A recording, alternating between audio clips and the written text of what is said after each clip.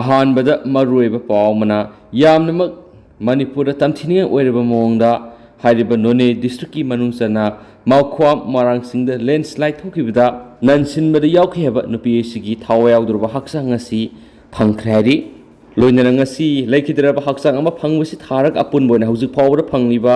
ꯂꯩꯈꯤꯗ꯭ꯔꯕ ꯍꯛꯆꯥꯡꯁꯤ 53 ꯁꯨꯔꯦ ꯑꯗꯨꯒ ꯍꯧꯖꯤꯛ ꯃꯤꯑꯣꯏ 5ꯒꯤ ꯍꯛꯆꯥꯡ ꯊꯤꯕ ꯐꯪꯗ꯭ꯔꯤ ꯍꯥꯏꯅꯁꯨ ꯄꯥꯎꯁꯤꯅ ꯃꯈꯥ ꯇꯥꯔꯛꯂꯤ ꯑꯗꯨꯒ ꯃꯌꯥꯝ ꯄꯨꯟꯅ ꯑꯅꯧꯕ ꯑꯞꯗꯦꯠ ꯉꯥꯏꯃꯤꯟꯅꯁꯤ꯫ ꯃꯈꯥ ꯆꯠꯊꯔꯛꯄ ꯑꯣꯏꯅ ꯍꯨꯏꯌꯦꯟꯂꯥꯟ ꯄꯥꯎꯗ ꯐꯣꯡꯕ ꯑꯇꯣꯞꯄ ꯃꯔꯨꯑꯣꯏꯕ ꯄꯥꯎ ꯈꯔꯅ ꯗꯦꯁꯥꯝꯅ ꯍꯥꯏꯔꯤ ꯑꯣꯖꯥ ꯍꯥꯞꯄꯨ ꯍꯥꯏꯔꯕꯁꯨ ꯁꯦꯜ ꯂꯩꯇꯦ, ꯏꯟꯐ꯭ꯔꯥꯁ꯭ꯇ꯭ꯔꯛꯆꯔ ꯁꯦꯝꯃꯨ ꯍꯥꯏꯔꯕꯁꯨ ꯁꯦꯜ ꯂꯩꯇꯦ ꯍꯥꯏꯕꯅ ꯏꯗꯨꯀꯦꯁꯟ ꯃꯔꯥꯏ ꯆꯥꯏꯊꯔꯛꯂꯦ꯫ ꯁꯦꯜ ꯂꯩꯇꯦ ꯍꯥꯏꯗꯨꯅ ꯑꯦꯛꯁꯀ꯭ꯌꯨꯁ ꯇꯧꯔꯒ ꯂꯥꯛꯄꯅ ꯃꯅꯤꯄꯨꯔꯒꯤ ꯏꯗꯨꯀꯦꯁꯟ ꯃꯔꯥꯏ ꯆꯥꯏꯊꯔꯛꯄꯒꯤ ꯃꯑꯣꯡꯗ ꯂꯥꯛꯄꯁꯤ ꯗꯦꯁꯥꯝꯅ ꯅꯨꯡꯅꯥꯡꯕ ꯐꯥꯎꯏ ꯍꯥꯏꯅ ꯃꯍꯩꯔꯣꯏ ꯂꯨꯞ ꯑꯁꯤꯒꯤ ꯄ꯭ꯔꯁꯤꯗꯦꯟ ꯂꯥꯏꯁꯪꯊꯦꯝ ꯂꯝꯌꯥꯟꯕ ꯃꯩꯇꯩꯅ ꯐꯣꯡꯗꯣꯛꯈ꯭ꯔꯦ꯫ ꯀ꯭ꯋꯥꯀꯩꯊꯦꯜꯗ ꯂꯩꯕ ꯗꯦꯁꯥꯝꯒꯤ ꯑꯣꯐꯤꯁꯇ ꯄꯥꯡꯊꯣꯛꯄ ꯄꯥꯎꯒꯤ ꯃꯤꯐꯝꯗ ꯃꯍꯥꯛꯅ ꯍꯥꯏ ꯏꯗꯨꯀꯦꯁꯟ ꯍꯥꯏꯕꯁꯤ ꯁꯦꯜ ꯂꯩꯇꯦ ꯍꯥꯏꯗꯨꯅ ꯇꯣꯛꯄ ꯌꯥꯕ ꯅꯠꯇꯦ, ꯃꯁꯤꯗꯤ ꯃꯤꯑꯣꯏꯕꯅ ꯍꯤꯡꯕꯗ ꯆꯪꯕ ꯄꯣꯠꯁꯛ ꯑꯃꯅꯤ꯫ ꯏꯗꯨꯀꯦꯁꯟ ꯁꯦꯛꯇꯔꯗ ꯊꯧꯁꯥ ꯋꯥꯁꯥꯗꯕꯒꯤ ꯃꯃꯤ ꯇꯥꯕꯁꯤ ꯄꯨꯛꯅꯤꯡ ꯊꯩꯅ ꯋꯥꯔꯧꯖꯩ꯫ ꯂꯩꯉꯥꯛꯁꯤꯅ ꯊꯧꯔꯥꯡ ꯊꯧꯁꯤꯜ ꯀꯌꯥ ꯄꯥꯏꯈꯠꯄꯤꯔꯛꯀꯅꯤ ꯍꯥꯏꯕꯒꯤ ꯊꯥꯖꯕ ꯊꯝꯗꯨꯅ ꯂꯥꯛꯄꯅꯤ, ꯑꯗꯨꯕꯨ ꯊꯣꯛꯂꯛꯂꯤꯕ ꯄ꯭ꯔꯣꯕ꯭ꯂꯦꯝ ꯑꯁꯤꯒꯤ ꯃꯔꯨꯑꯣꯏꯕ ꯃꯔꯝ ꯀꯔꯤꯅꯣ ꯍꯥꯏꯕꯗꯨ ꯂꯩꯉꯥꯛꯅ ꯂꯥꯎꯊꯣꯛꯄꯤꯌꯨ ꯍꯥꯏꯈꯤ꯫ ꯁꯦꯜ ꯂꯩꯇ꯭ꯔꯦ ꯍꯥꯏꯔꯒꯗꯤ ꯏꯗꯨꯀꯦꯁꯟꯗ ꯑꯍꯦꯟꯕ ꯕꯖꯦꯠ ꯑꯃ ꯂꯥꯛꯅꯕꯒꯤꯗꯃꯛꯇ ꯅꯥꯈꯩ ꯁꯦꯡꯅ ꯂꯩꯇ꯭ꯔꯦ꯫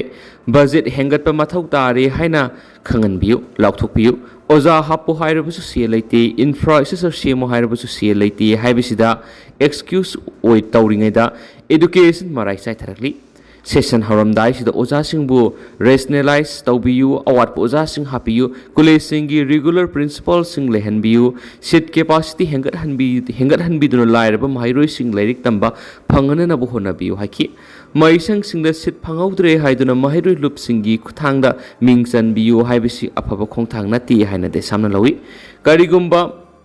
ꯐꯦꯚꯔꯤꯖꯝꯗ ꯌꯨꯝꯐꯝ ꯑꯣꯏꯕ ꯃꯁꯛ ꯑꯁꯤ ꯌꯥꯝꯅ ꯁꯦꯡꯂꯕ ꯃꯍꯩꯔꯣꯏ ꯂꯨꯞ ꯑꯃ ꯑꯣꯏꯔꯤꯕ ꯗꯦꯁꯥꯝꯗꯗꯤ ꯃꯃꯤ ꯇꯥꯍꯟꯗꯅꯕ ꯍꯣꯠꯅꯕꯒꯤ ꯈꯣꯡꯊꯥꯡ ꯑꯃ ꯑꯣꯏꯔꯤ꯫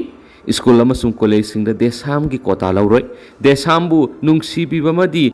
ꯈꯪꯅꯩ ꯆꯥꯅꯩ ꯍꯥꯏꯗꯨꯅ ꯂꯨꯞ ꯑꯁꯤꯒꯤ ꯈꯨꯠꯊꯥꯡꯗ ꯃꯤꯡ ꯆꯟꯕꯒꯤ ꯋꯥꯈꯜ ꯇꯧꯖꯔꯣꯏ꯫ ꯃꯍꯩꯔꯣꯏ ꯈꯨꯟꯅꯥꯏꯒꯤ ꯌꯥꯏꯐꯅꯕ ꯊꯣꯛꯆꯔꯛꯄꯅ ꯗꯦꯁꯥꯝꯒꯤ ꯊꯧꯃꯤꯁꯤꯡꯕꯨꯁꯨ ꯂꯥꯟꯅ ꯂꯝꯖꯤꯡꯕꯤꯒꯅꯨ ꯍꯥꯏꯈꯤ꯫ ꯂꯩꯉꯥꯛꯀꯤ ꯁ꯭ꯀꯨꯜꯗ ꯇꯝꯖꯒꯦ ꯍꯥꯏꯗꯨꯅ ꯂꯥꯛꯄꯒꯤ ꯑꯍꯤꯡ ꯌꯥꯔꯦꯛꯄ ꯐꯥꯎꯕ ꯌꯥꯎꯔꯦ꯫ ꯃꯁꯤꯗ ꯂꯩꯉꯥꯛꯀꯤ ꯁ꯭ꯀꯨꯜꯗ ꯊꯥꯖꯕ ꯊꯝꯖꯔꯤꯕ ꯃꯍꯩꯔꯣꯏꯁꯤꯡꯅ ꯇꯝꯕ ꯐꯪꯖꯅꯕ ꯃꯅꯤꯄꯨꯔ ꯂꯩꯉꯥꯛꯅ ꯊꯧꯁꯤꯜ ꯄꯥꯏꯈꯠꯄꯤꯒꯗꯕꯅꯤ꯫ ꯁ꯭ꯀꯨꯜ ꯑꯃꯗ ꯁꯤꯠ ꯑꯁꯨꯛꯇꯒꯤ ꯍꯦꯟꯅ ꯂꯩꯇ꯭ꯔꯦ ꯍꯥꯏꯗꯨꯅ ꯃꯍꯩꯔꯣꯏꯁꯤꯡꯕꯨ ꯏꯟꯊꯣꯛꯄ ꯍꯥꯏꯕꯁꯤ ꯔꯦꯁꯄꯣꯟꯁꯤꯕꯜ ꯑꯣꯏꯕ ꯂꯩꯉꯥꯛ ꯑꯃꯒꯤ ꯃꯆꯠ ꯅꯠꯇꯦ꯫ ꯍꯧꯖꯤꯛ ꯇꯣꯉꯥꯟ ꯇꯣꯉꯥꯟꯕ ꯃꯍꯩꯁꯪꯁꯤꯡꯗ ꯀ꯭ꯂꯥꯁꯔꯨꯝ ꯁꯥꯕ ꯂꯣꯏꯁꯤꯟꯗꯕ ꯀꯌꯥ ꯌꯥꯎꯔꯤ, ꯀ꯭ꯂꯥꯁꯔꯨꯝ ꯑꯦꯛꯁꯇꯦꯟꯁꯟ ꯇꯧꯕ ꯌꯥꯕꯁꯨ ꯌꯥꯎꯔꯤ꯫ ꯃꯔꯝ ꯑꯗꯨꯅ ꯑꯅꯧꯕ ꯁꯦꯁꯟ ꯍꯧꯗ꯭ꯔꯤꯉꯩꯗ ꯇꯝꯖꯒꯦ ꯍꯥꯏꯗꯨꯅ ꯂꯥꯛꯂꯤꯕꯁꯤꯡꯗꯤ ꯇꯝꯍꯟꯕꯤꯒꯗꯕꯅꯤ ꯍꯥꯏꯈꯤ ꯍꯥꯏꯅꯁꯨ ꯄꯥꯎꯁꯤꯅ ꯐꯣꯡꯗꯣꯔꯛꯂꯤ꯫ ꯃꯈꯥ ꯆꯠꯊꯔꯛꯄ ꯑꯣꯏꯅ ꯑꯇꯣꯞꯄ ꯄꯥꯎ ꯑꯃꯅ ꯀꯤꯠꯅꯤ ꯅꯝꯐꯨꯗ ꯌꯣꯜꯍꯟꯈꯤꯕꯒꯤ ꯃꯔꯥꯜꯗ ꯕꯥꯏꯗꯨꯜꯂꯥ ꯈꯥꯟꯒꯤ ꯃꯆꯥꯅꯨꯄꯤ ꯄꯨꯂꯤꯁꯅ ꯐꯥꯔꯤ꯫ ꯑꯦꯖꯦꯟꯁꯤ ꯑꯁꯥꯝꯒꯤ ꯆꯍꯤ ꯅꯧꯔꯤꯕ ꯑꯦꯅꯤꯃꯦꯜꯁ ꯑꯦꯛꯇꯤꯚꯤꯁꯠ ꯕꯤꯅꯤꯠ ꯕꯒꯥꯔꯤꯌꯥ ꯃꯤꯁꯤꯗ ꯆꯦꯟꯅꯔꯝꯕ ꯌꯥꯏ ꯍꯥꯏꯅ ꯆꯤꯡꯅꯕꯗꯒꯤ ꯄꯨꯂꯤꯁꯅ ꯐꯥꯖꯤꯟꯗꯨꯅ ꯊꯝꯂꯤꯕ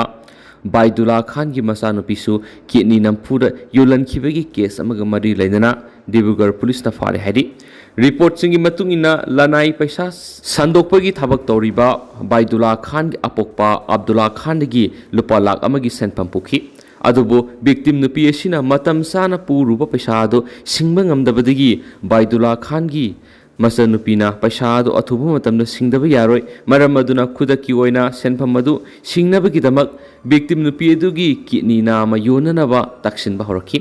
ꯑꯍꯥꯟꯕꯗ ꯀꯤꯠꯅꯤ ꯌꯣꯟꯕꯒꯤ ꯋꯥꯐꯝ ꯑꯗꯨ ꯕꯤꯛꯇꯤꯝ ꯅꯨꯄꯤꯅ ꯌꯥꯈꯤꯗꯦ, ꯑꯗꯨꯕꯨ ꯕꯥꯏꯗꯨꯜꯂꯥꯒꯤ ꯃꯆꯟꯅꯨꯄꯤꯅ ꯌꯥꯝꯅ ꯀꯟꯅ ꯇꯛꯁꯤꯜꯂꯛꯈꯤꯕꯒ ꯑꯊꯨꯕ ꯃꯇꯝꯗ ꯀꯤꯠꯅꯤ ꯅꯥꯝꯃ ꯌꯣꯟꯗꯨꯅ ꯃꯈꯣꯏꯒꯤ ꯁꯦꯟꯐꯝ ꯑꯗꯨ ꯁꯤꯡꯗꯣꯛꯇ꯭ꯔꯕꯗꯤ ꯈꯨꯗꯣꯡꯊꯤꯕ ꯅꯪꯒꯅꯤ ꯍꯥꯏꯅ ꯀꯤꯍꯟꯈꯤ꯫ ꯑꯇꯣꯞꯄ ꯄꯥꯝꯕꯩ ꯑꯃ ꯎꯔꯛꯇꯕꯅ ꯃꯔꯝ ꯑꯣꯏꯔꯒ ꯀꯤꯠꯅꯤ ꯅꯥꯝꯃ ꯌꯣꯜꯂꯒ ꯄꯨꯔꯨꯕ ꯁꯦꯟꯐꯝ ꯑꯗꯨ ꯁꯤꯡꯗꯣꯛꯈꯤ꯫ ꯑꯗꯨꯕꯨ ꯕꯥꯏꯗꯨꯜꯂꯥꯒꯤ ꯃꯆꯟꯅꯨꯄꯤꯅ ꯁꯤꯡꯒꯗꯕ ꯑꯄꯨꯟꯕ ꯁꯦꯟꯐꯝ ꯂꯨꯄꯥ ꯂꯥꯈ 3.5ꯅꯤ ꯍꯥꯏꯅ ꯀ꯭ꯂꯦꯝ ꯇꯧꯗꯨꯅ ꯃꯈꯥ ꯇꯥꯅ ꯑꯣꯠꯄ ꯍꯧꯔꯛꯈꯤꯕꯅꯤ ꯍꯥꯏꯔꯤ꯫ ꯃꯁꯤꯒꯤ ꯃꯇꯥꯡꯗ ꯄꯨꯂꯤꯁꯇ ꯀꯝꯄ꯭ꯂꯦꯟ ꯇꯧꯈꯤ, ꯑꯗꯨꯕꯨ ꯃꯇꯝ ꯑꯗꯨꯗ ꯑꯦꯛꯁꯟ ꯑꯃꯠꯇ ꯂꯧꯈꯠꯈꯤꯗꯦ ꯍꯥꯏꯅ ꯕꯤꯛꯇꯤꯝ ꯅꯨꯄꯤ ꯑꯁꯤꯅ ꯐꯣꯡꯗꯣꯛꯄ ꯂꯩꯈ꯭ꯔꯦ ꯍꯥꯏꯔꯤ꯫ ꯃꯈꯥ ꯆꯠꯊꯔꯛꯄ ꯑꯣꯏꯅ ꯑꯇꯣꯞꯄ ꯄꯥꯎ ꯑꯃꯅ ꯖꯄꯥꯅꯤꯁ ꯑꯦꯟꯁꯦꯐꯦꯂꯥꯏꯇꯤꯁꯅ ꯁꯤꯍꯟꯈꯤꯕ ꯃꯤ ꯃꯁꯤꯡ 23 ꯁꯨꯈ꯭ꯔꯦ꯫ ꯆꯍꯤꯁꯤꯒꯤ ꯑꯦꯄ꯭ꯔꯤꯜ ꯊꯥꯗꯒꯤ ꯍꯧꯔꯒ ꯍꯧꯖꯤꯛ ꯐꯥꯎꯕꯒꯤ ꯑꯣꯏꯅ ꯑꯁꯥꯝꯗ ꯖꯄꯥꯅꯤꯁ ꯑꯦꯟꯁꯦꯐꯦꯂꯥꯏꯇꯤꯁꯅ ꯃꯤꯑꯣꯏ 23 ꯁꯤꯍꯟꯈ꯭ꯔꯦ ꯍꯥꯏꯅ ꯃꯔꯤ ꯂꯩꯅꯕ ꯑꯣꯐꯤꯁꯤꯌꯦꯜꯁꯤꯡꯅ ꯐꯣꯡꯗꯣꯔꯛꯂꯤ꯫ ꯍꯦꯜꯊ ꯗꯤꯄꯥꯔꯠꯃꯦꯟꯠꯒꯤ ꯃꯀꯣꯛ ꯊꯣꯡꯕ ꯑꯣꯐꯤꯁꯤꯌꯦꯜ ꯑꯃꯅ ꯐꯣꯡꯗꯣꯔꯛꯈꯤꯕꯒꯤ ꯃꯇꯨꯡ ꯏꯟꯅ ꯀꯥꯡꯗꯒꯤ ꯍꯧꯔꯛꯐꯝ ꯑꯣꯏꯔꯤꯕ Japanese encephalitis na state asida saitheng piba horakliba sidagi aikoi yamna section ba mathau tari health department amadi mari lainaba officials in laina si mapung fana control tobung amloi state asida lairiba miyamna su hiramasigi matangna munna khangba mathau tai maru oina kalen gi matam oibana tumma matamda haksang nuainaba khalaga kang sekwa yaba mafamda tumroidabani hauju phawbud state asida JE gi case samaga humfuga mapan detect tobung amle hairi henasu pawksna phungdorakli Makasa tarak po na to papam Spain gi hit wave ta numit humni gi manungda miyoi marfuga mari sikre Spain na sathiraba hit wave ki phiba mama lakpaga loinana masina maram oiduna miyoi marfuga mari sikre haina Spanish Health Ministry na piba report ta Carlos 3 Health Institute haidi July tara degi taragani thoi fawbu report tokiba misi puna mangadu levas gi mafam kya da Celsius degree 40 degi henba ka hena saba phibam leibadagini Spain gi khama sum khanu sup thangba lamdam singdadi sabagi sang se Celsius degree 45 ki mathak fawbu oki agency gi report matung ina Spain da hauzik thokliba heat waves adu mathangi sayol su makha sathakigani amadi ka hena sabagi phiba machine mara moiduna leba sida makata na miyoi kya siba yabagi akibale masi Spain da sai sigi manung da thokliba anishuba sathiba hit wave ne ahan ba hit wave adu jun taraga mathuidigi kun phawbo thoki amasum madu leba sigi mafam kya da punamiyoi sanipan ga kun ga mapan sikhi haina health ministry na irai namita phongdoki mamangi hit wave adu gi matung da leba sida sabagi sang Celsius degree 44.5 yawba yarakibane authority singna miyam de ising marang kaina thaknaba ka hena sajel tawdanaba amasum yariba makai yumdagi thoktanaba recommend tawri Lushilakpo ina ireibak pauksi da phongba to papaw mana COVID-19 laksinana ba honabada Macau city apumba lockdown satakre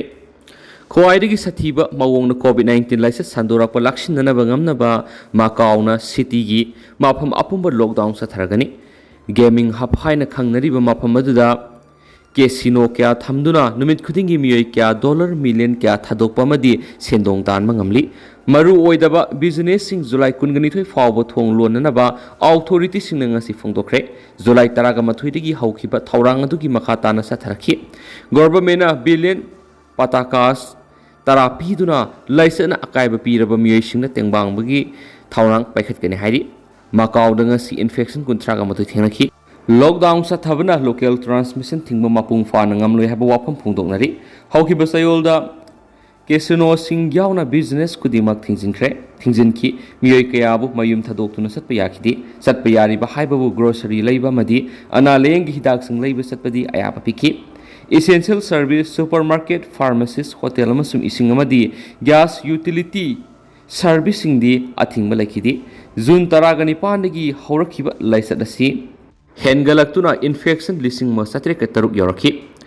Malem Guena global standard miyoi Lak taruka lising marfuna kundava city to the oiragliba infection masingadu sangwang kalavani Macau na infection laksinana tharang packet pahayabasi